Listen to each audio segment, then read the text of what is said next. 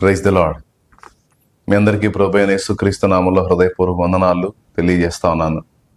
నిన్నటి రోజున జరిగినటువంటి ఆ దారుణాన్ని గురించి తెలుసుకొని చాలా వేదన పడ్డాను. వాస్తవానికి నిన్నటి నుంచే చాలా డిస్టర్బ్గా ఉన్నాను నేను. ఎందుకంటే ఒక మంచి దైవజనుణ్ణి మనం కోల్పోయామన్నది స్పష్టం. ప్రవీణ్ పగడాల మంచి దైవజనుడు, దేవుని కొరకు రోషం కలిగినటువంటి వ్యక్తి, ప్రభు సేవలో చాలా కష్టపడ్డాడు. దేవుని కృపలో ఇప్పుడున్న పరిస్థితుల్లో ఇంకా అద్భుతంగా వాడుకల్లోకి వచ్చినటువంటి పాత్రగా కనపడ్డాడు. కానీ ఇలా ఇంత సడన్గా ఇంత దారుణం జరిగిద్దని అసలు ఊహించలేదు. నిన్నటి రోజున ఈ విషయం తెలిసినప్పుడు ఇంకా డిస్టర్బ్ అయిపోయింది నా మనసు. దైవజనుడికి అలా జరగటం, అది పరిశీలిస్తే అర్థమవుతుంది పథకం ప్రకారమే జరిగిన దారుణం అని.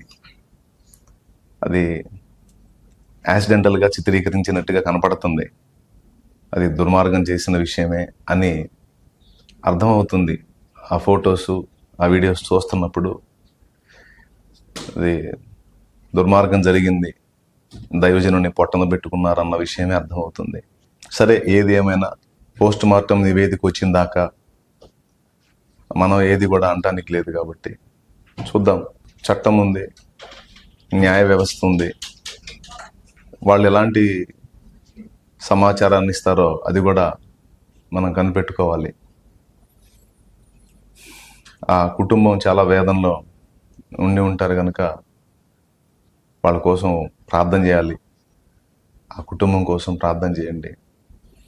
ఆయన ద్వారా నడిపించబడే సంఘాల కోసం ప్రార్థన చేయండి. నేను కూడా చేస్తాను. కానీ అన్ని అనుభవాలు పొందినటువంటి పాత్ర ఆయన.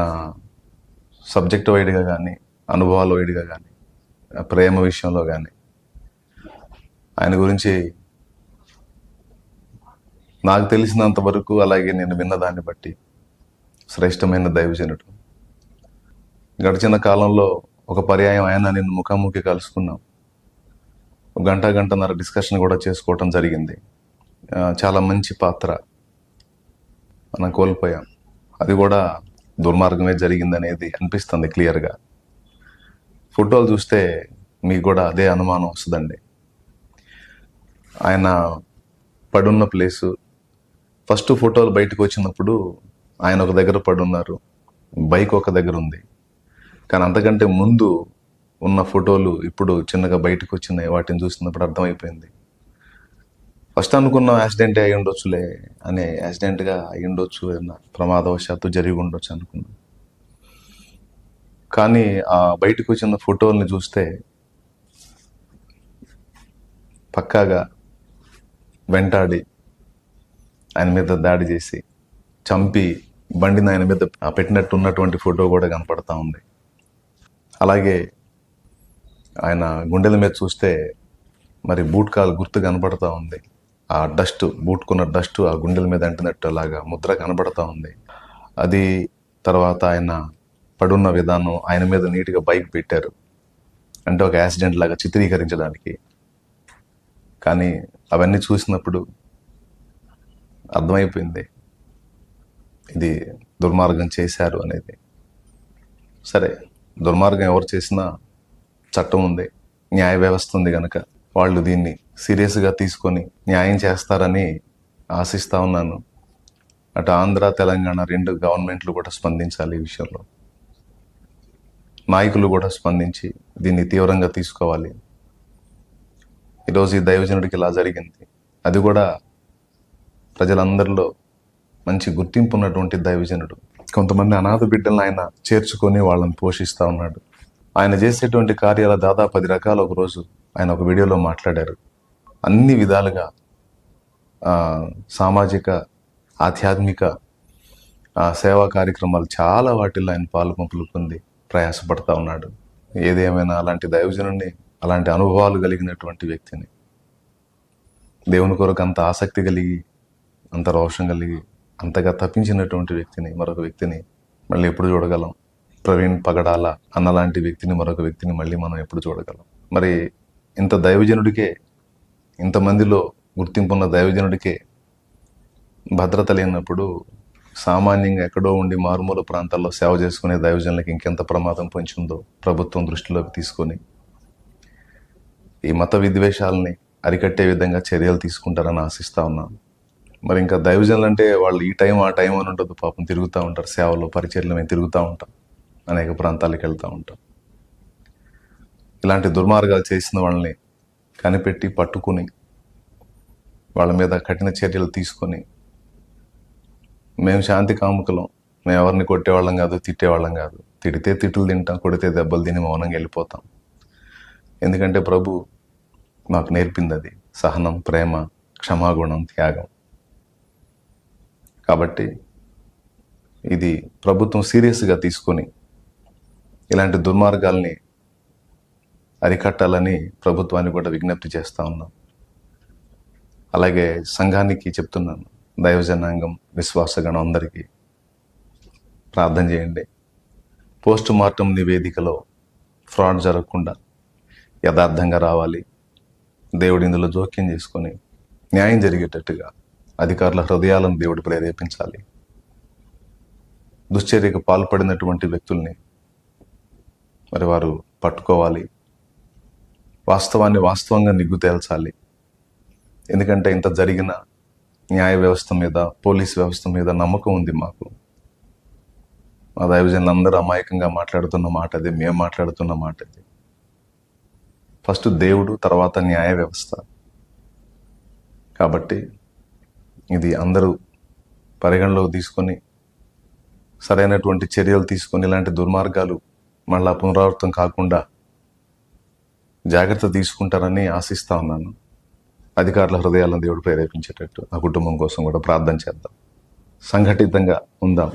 ఎవరి సిద్ధాంతాలు వాళ్ళవి, ఎవరి డినామినేషన్ వాళ్ళది. అయినప్పటికీ మనందరం క్రీస్తు రక్తమును బట్టి ఒకే కుటుంబానికి చెందిన వాళ్ళం, మనందరం దేవుని బిడ్డలం, క్రైస్తవులం. కాబట్టి సంఘటితమై పోరాడాల్సినటువంటి సమయం ఆసన్నమైంది. జాగ్రత్తగా ఉండడమే కాదు, జాగ్రత్తగా కలిసి పోరాడాల్సినటువంటి పరిస్థితి కూడా ఉంది. కనుక దృష్టిలో పెట్టుకొని మెలకువగా ఉంటారని మిమ్మల్ని కూడా హెచ్చరిస్తా ఉన్నాను. రండి, చిన్న ప్రార్థన చేద్దాం ఆ కుటుంబం కోసం, ఆ దైవజనుడిని ఆనుకొని ఎంతమంది ఉన్నారో వారందరి ఓదార్పు కోసం, ఆదరణ కోసం ప్రార్థన చేద్దాం. ప్రార్థన. ప్రేమ కలిగిన తండ్రి, పరిశుద్ధుడు అయిన దేవానికి వందనాలు. మా సహోదరుడు, నీ ప్రియ కుమారుడు, మాకు అత్యంత ఆత్మీయుడు పగడాల ప్రవీణను బట్టి నీకు స్తోత్రాలు చెల్లిస్తా ఉన్నాను. నిన్నటి వేళ నీ దాసుని నీ మహిమలో నీకు తీసుకున్నాం. పరిశుద్ధ బైబిల్ గ్రంథంలో నీ కోసం నిలిచినటువంటి పరిశుద్ధులు అనేకులు నా ప్రభువా హతసాక్షి మరణం పొందారు. హతసాక్షుల కవిలలో నీ దాసుని పేరు కూడా చేర్చినందుకు నీకు వందనాలు. నీ దాసుని కూడా ఆ విధంగా నువ్వు గైకొన్నందుకు స్తోత్రాలు. భౌతికంగా ఎడబాటును బట్టి మేము దుఃఖపడుతున్నాం, కానీ నీ కుమారుడైతే చెప్పన్న సఖ్యమును మహిమాయుక్తమైన సంతోషంలో ఉంటాడు, పరిశుద్ధులందరినీ కలుసుకుంటూ ఉంటాడు. కానీ ఆయన కోల్పోయినటువంటి సంఘాలు, కుటుంబం, సేవకులు, విశ్వాసులు, పరిచారకులు అందరూ దుఃఖ సాగరంలో ఉంటారు. వారందరికీ ఆదరణ, ఓదార్పు కలిగించి నెమ్మదిని దయచేయండి. ఈ దాసుని విషయంలో, దుర్మార్గంగా ప్రవర్తించిన వారి విషయంలో నా ప్రభా మీరు జోక్యం చేసుకోండి. వారికి ఏ విధమైన తీర్పు తీరుస్తారో మీరు తీర్చండి. అధికారులతో మీరు మాట్లాడండి. ఇందులో న్యాయం జరిగేటట్టు సహాయం చేయండి ప్రభా. దైవజనులకు నీ భద్రత, కాపుదల దయచేయండి నా ప్రభా. నశించిపోతున్న ఆత్మల కొరకు భారంతో పరిగెత్తుతూ ఉంటారు. తోడేళ్లు ఎక్కడ దొరుకుతారా చీల్చివేద్దామన్నట్టుగా అమాయకపు గొర్రెల్లాంటి నీ పిల్లల్ని చీల్చివేయటానికి ఆయన ఉన్మాద తోడేళ్లు కాచుకొనే ఉంటాయి. వాటి చేతుల్లో, నోళ్లలో పడకుండా కాపాడండి. నీ నామానికి మహిమ తెచ్చుకోండి. ముఖ్యంగా నీ దాసుని కోల్పోయిన కుటుంబం చాలా వేదనలో ఉండుంటుంది ప్రభు. ఆ కుటుంబాన్ని ఆదరించి ధైర్యపరచండి. మాకు రేపు ఉంది అన్న నిరీక్షణ ఉంది. ఆ నిరీక్షణ ఆ కుటుంబాన్ని కూడా దయచేయండి. ఆ మిగిలిన పరిచర్య అంతటిని, దాసుడు విడిచిపెట్టిన పరిచర్య అంతటిని కూడా నెరవేర్చడానికి నీ బిడ్డలకు సామర్థ్యం దయచేయండి. సమర్థులైన వ్యక్తుల్ని లేపండి. కృపతో జ్ఞాపకం చేసుకొని ప్రార్థనగా ఇక్కుని జవాబు దయచేయండి. నీ దాసుని విషయంలో పోరాడిన ప్రతి దైవజనుని విశ్వాసిని, సేవకుడిని, సేవకురాలిని, పరిచారకులు అంటున్నాయి, విశ్వాసులు అంటున్నాయి, అందరిని బట్టి నీకు వందనాలు. ఎవరి గళం వారు వినిపించారు, ఎవరి వంతు వారు పోరాడారు, వారందరిని బట్టి నీకు స్తోత్రాలు ప్రభువా. ఇందులో ఇక మేము చేయదగ్గది ఏదో మేము కూడా చేయటానికి మాకు చైతన్యం, పురికొల్పు దయచేసి మా ఈ ప్రార్థన గైకొని నీ కుమారుడికి జరగవలసినటువంటి అంతిమ సంస్కారం ఆశీర్వాదకరంగా జరిగించి నీ నామానికి మహిమ, ఘనత, ప్రభావాలు పొందను. యేసు పరిశుద్ధ నామంలో ప్రార్థించి వేడుచున్నాం తండ్రి. ఆమేన్, ఆమేన్. మీ అందరికీ వందనాలు. దైవజనుడి కుటుంబం కోసం ప్రార్థన చేయండి. మంచి శ్రేష్టమైన పాత్ర.